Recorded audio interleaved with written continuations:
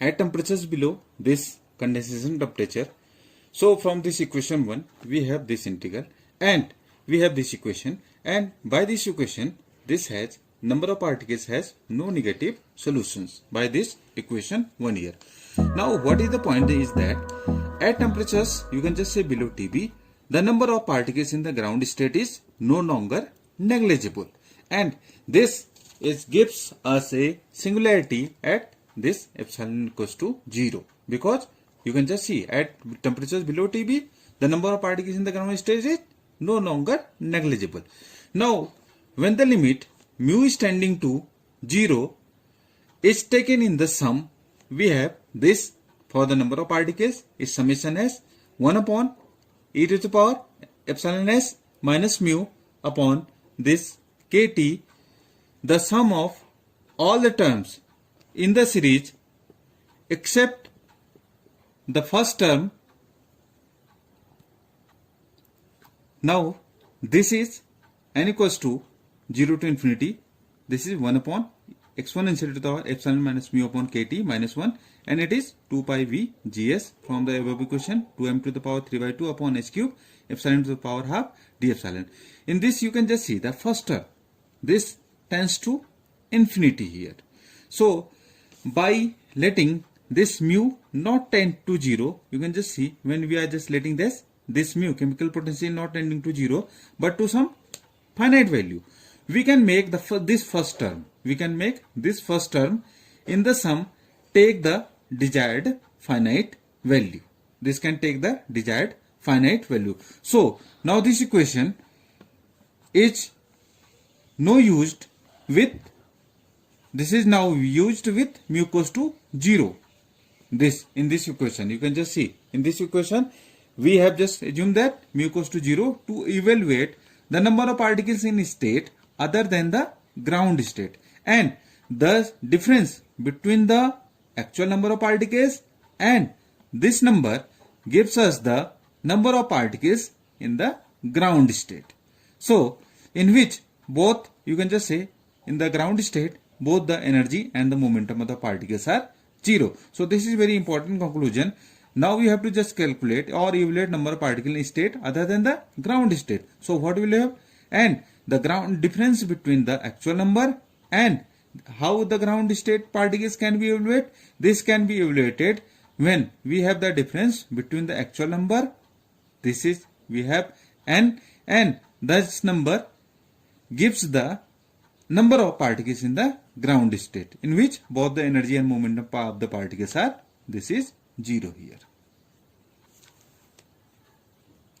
Now if we assume that if this n epsilon equals to 0, this is the, you can just say, number of particles in the ground state. This is the number of particles with this energy in the ground state, and this n epsilon equals to 0 greater than 0, it is the, you can just say, number of particles in all the excited state.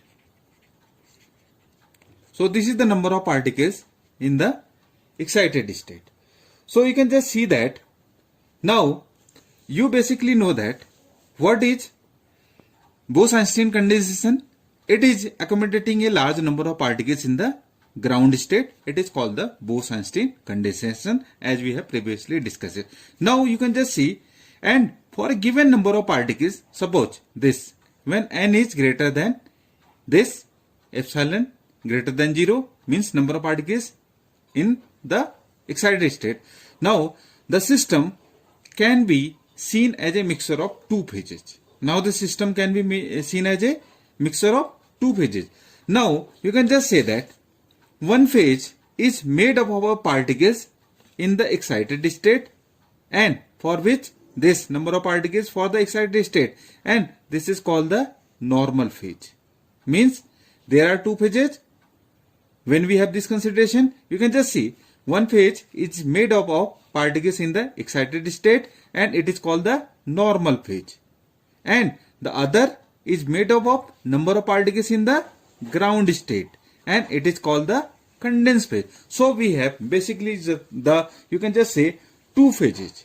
One is the normal phase, for which there are the particles in the excited state, number of the particles in the excited state, and there is the condensed phase where this is the contribution from the particles to are in the ground state. So you can just write from here this n, this is equals to n0, either epsilon equals to 0 plus this n epsilon greater than 0, or simply for you this is n0, this is ne, number of particles in the ground state, and number of particles either you can just say with energy 0 and with energy greater than 0. So simply you can just say this is mainly the contribution or number of particles with this epsilon equals to 0. So simply we can just write it, and epsilon equals to 0 plus this n is greater than 0 here.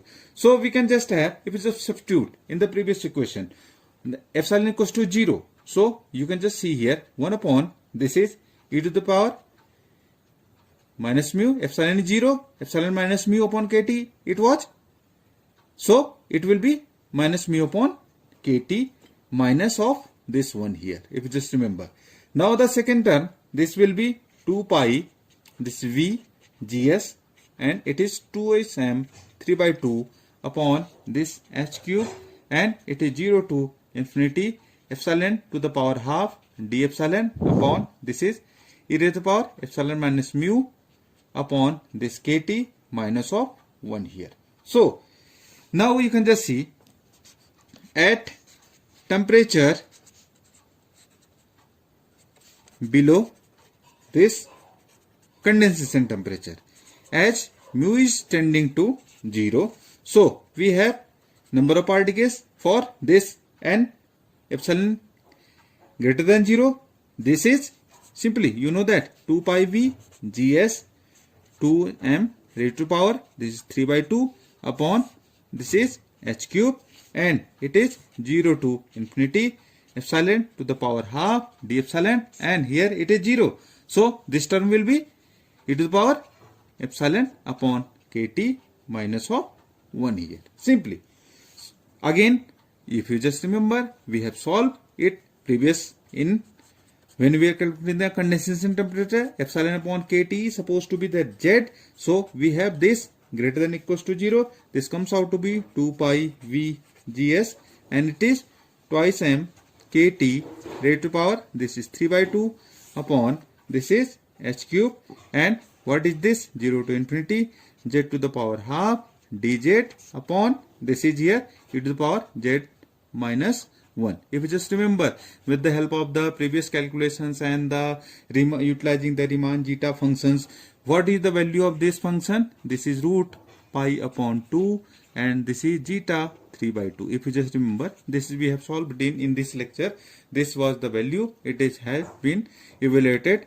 So I will just directly write the result here. Simply this is gs upon this is h cube, and it is 2 pi m kt raised to power, this is 3 by 2, and this is zeta 3 by 2 here. Where it is coming? This is coming from the substituting this integral here. So it is clear to you. Now I can just write it as well by simply substituting this value. You can just write it as this is the number of particles where the energy is greater than 0. Number of particles, you can just simply, this is the excited state. We can just write here, this is n upon this Tb to the power this 3 by 2 into it is T to the power 3 by 2. Or simply you can just n times of this T upon this Tb to the power this is 3 by 2. With what is the Tb? This is the Bose-Einstein condensation temperature, and its value is 2 h square upon 2 pi mk, and it is here this is n upon gs zeta 3 by 2 here. So this is simply, I have just written this value in terms of this Tb. So this value is n times of this T upon Tb raised to power 3 by 2 here. The number of particles, this is coming out to be n times of this T upon this TB raised to the power this 3 by 2 here. So this is the number of particles in where the energy is greater than 0. So this dependency on this condensation temperature is, this is T upon TB to the power. So you can just see that at a given temperature, you can just see at a given temperature, this T, this, what it represent? It represents an upper limit. This represents the upper limit to the number of particles in state other than the ground state. This represents the upper limit of the particles other than the ground state. What should be the number of particles in the ground state? This can be easily calculated. So you can just see, so the number of particles in the ground state, so the number of particles in the ground state, so the number of particles in the ground state is simply, you can just see n epsilon equals to 0, this is equals to n minus of this n. So I have just earlier actual number and the number of particles in the excited state gives us the number of particles in the ground state. This was the previous as statement where we have the idea about the number of particles in the ground state. So you can just see it, it is here n. What is, as we have earlier calculated, it is n times of this T upon this TB to the power, this is 3 by 2. So we can have n times of this 1 minus this T upon TB raised to the power, this is 3 by 2 here. So what is it? It is the number of particles. You can just see from here, it is the number of particles in the ground state. And what is the dependency? This is n times of 1 minus T upon TB raised to power 3 by 2 here. So this is the number of particles in the ground state. So you can just see from this equation, and from this equation you can just have idea that at absolute 0, what will happen? At absolute 0, you can just say at absolute 0 temperature, all the particles, you can just say particles are in the 0 momentum state here. All the particles in the ground state are, you can just say at absolute 0, and at absolute 0 all the particles are in the 0 momentum state. Now what will happen as the temperature increases? So we can just say as temperature increases, as this T increases, what will happen? Now the particles, you can just show particles will leave this state of the ground state, will leave this state quite rapidly. Why we are saying that quite rapidly? Because what is the dependency on temperature? It is T to the power 3 by 2. That's why you can just see as the temperature increases, they will leave this state and quite rapidly, because their dependency on the temperature is T raised to power 3 by 2. And at a temperature above TB, you can just say, and this at a temperature above this condensation temperature, you can just say all the particles, now you can just say all the particles, they will get distributed over states with energy greater than 0. This energy greater than 0. So you can just see that, in fact, you can just see, either you can just tell that, in fact, number of the particles in the ground state become negligibly small as the compared with the number of total number of particles. So in fact, you can just say that the number of particles in the ground state now becomes negligibly small. You can just say as compared with the total number of particles at temperature T is greater than TB. When we raise the temperature, number of particles in the ground state becomes negligibly small as compared with the total number of particles at T is greater than TB. So just look at this diagram, this figure, where you just see we have plotted this is the temperature and here this is the Bose-Einstein condensation temperature or the Bose temperature. We have here this Ne and N0 plot, or this is total N here and this is versus temperature. So you can just see that we have two mixtures of the, either you can say two phases. One is the normal phases. Normal phases means with the energy greater than 0. And what is the dependency? We have proved it. N times of this T upon TB raised to power 3 by 2. Or you can just say what is the fraction of this number of particles of the excited state upon this total number of particles have their temperature variations as T upon TB raised to power this 3 by 2. And we have in the green, I have just shown to you, this is the condensed phase. Condensed phase means with the particles epsilon equals to 0, this ground state energy, and this is the number of particles in the ground state is given by n times of this 1 minus T upon TB raised to power 3 by 2. Or you can just see this fraction is equals to 1 minus T upon TB raised to power this 3 by 2. So I have just plotted a curve between this temperature versus the number of particles. You can just say greater than 0 and epsilon equals to 0. So we have this variation. So you can just see T is greater than TB.